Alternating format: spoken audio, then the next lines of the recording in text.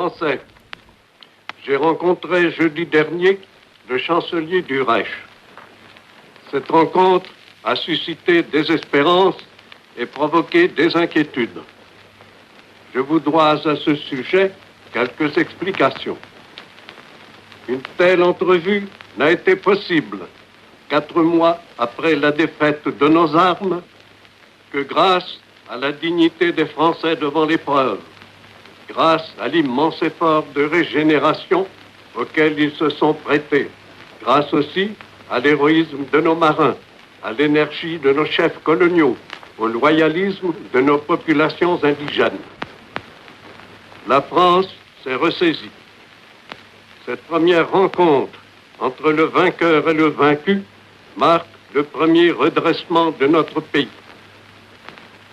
C'est librement que je me suis rendu à l'invitation du Führer.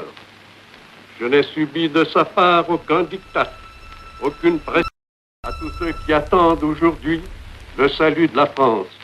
Je tiens à dire que ce salut est d'abord entre nos mains.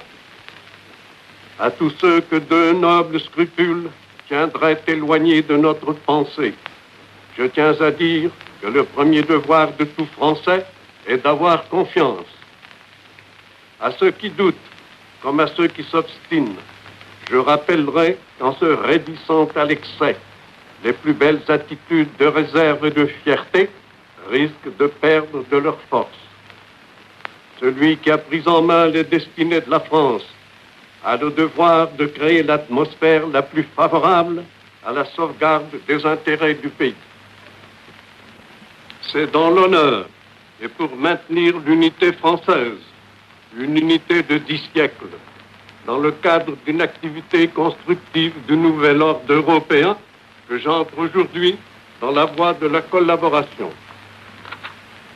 Ainsi, dans un avenir prochain, pourrait être allégé le poids des souffrances de notre pays, améliorer le sort de nos prisonniers, atténuer la charge des frais d'occupation.